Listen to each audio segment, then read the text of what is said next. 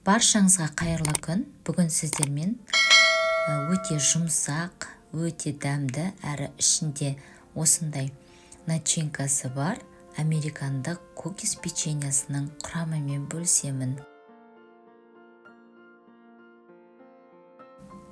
Енді бізге керекті ингредиенттерді видеодағыдай алдын ала дайындап аламыз. Келесі таза ыдысымызға творожный сырды саламыз. Оның үстіне 50 грамм қант ұнтағын салып, яғни сахарный пудраны саламыз да 2-3 минуттай миксерлейміз.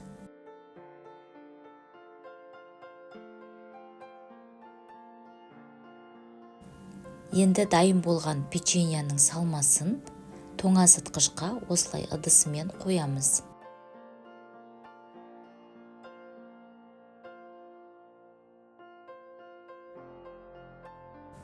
Келесі печеньяның қамырын дайындаймыз. Ол үшін бізге үй температурасындағы сары майдың үстіне қантты салып, май әппақ болғанға дейін миксерлеп аламыз.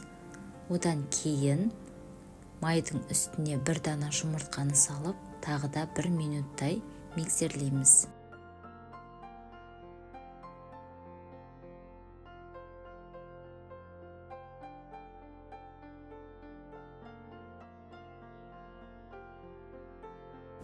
Енді құрғақ ингредиенттерді дайындап аламыз. Ол үшін бізге ситодан өткізілген құрғақ ұн және де оның үстіне қопсытқыш, какао және де пищевой соданы салып, жақсылап барлық ингредиенттерді араластырып шығамыз.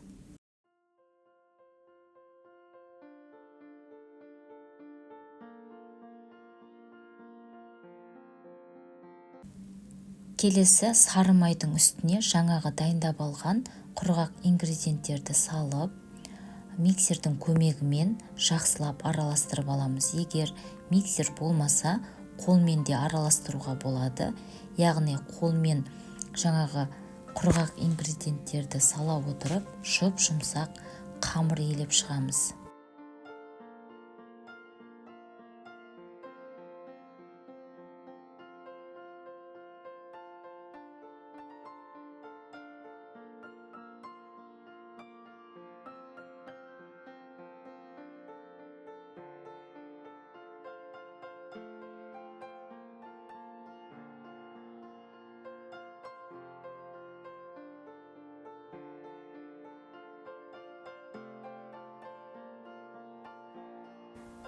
Келесі қалған құрғақ қамырды видеодағыдай қолымызбен біріктіріп шығамыз.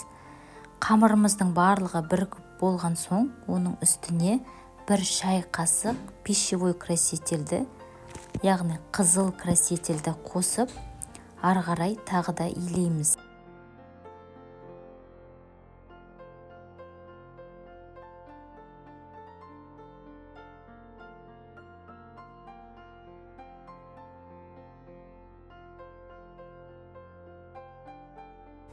Міне достар, біздің қамырымыз дайын. Қамырдың консистенциясы осындай болып шығады, және де түсі де қызғылт қоңыр болуы керек. Енді иленген қамырдың ішіне осылай 4 бұрыштап туралған молочный шоколадты салып илеп шығатын боламыз. Достар, осындай шоколадтың орнына дөңгелек дайын шоколадты қоссаңыздар болады, немесе осы қамырды қазір дөңгелектеп печеньяның формасына келтіріп алған соң, шоколадты печеньяның үстіне қойып шықсаңыздар да болады. Ол енді өз қалауларыңыз бойынша. Келесі формамызды дайындап, пергамент қағазын төсеп аламыз, және де жаңағы дайындап алған печеньяның начинкасын, сонымен қатар қамырын осылай дайындап шығатын боламыз. Біздің иленген қамырымыздан 10 дана печенье шығу керек. Олардың барлығын қамырды осылай 10 дөңгелекке ең алдымен бөліп аламыз.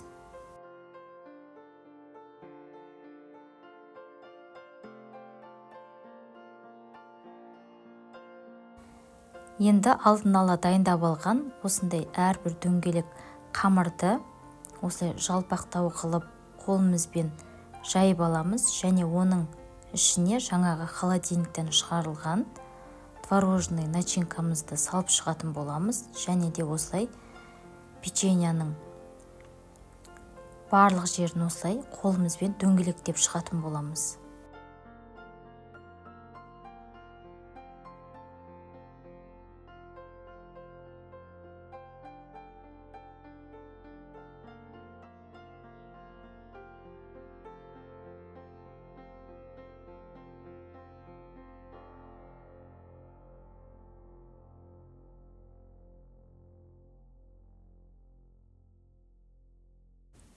Яғни әрбір дөңгелектеп алған қамырдың ішіне салмасын салып, оның беткі жағын біріктіріп, сол дөңгеленген қалпында пергамент қағазына қоямыз. Печеньяның, яғни қамырдың үстін баспаймыз, себебі ол піскен кезде печеньяның формасына келетін болады.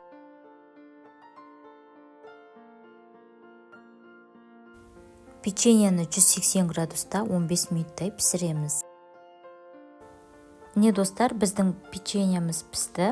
Енді толығымен суығанын күтеміз.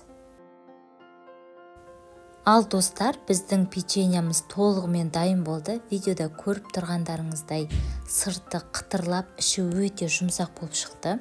Достар, өте керемет әрі оңай дайындалады екен. Осы рецептпен дайындап көрулеріңізге болады.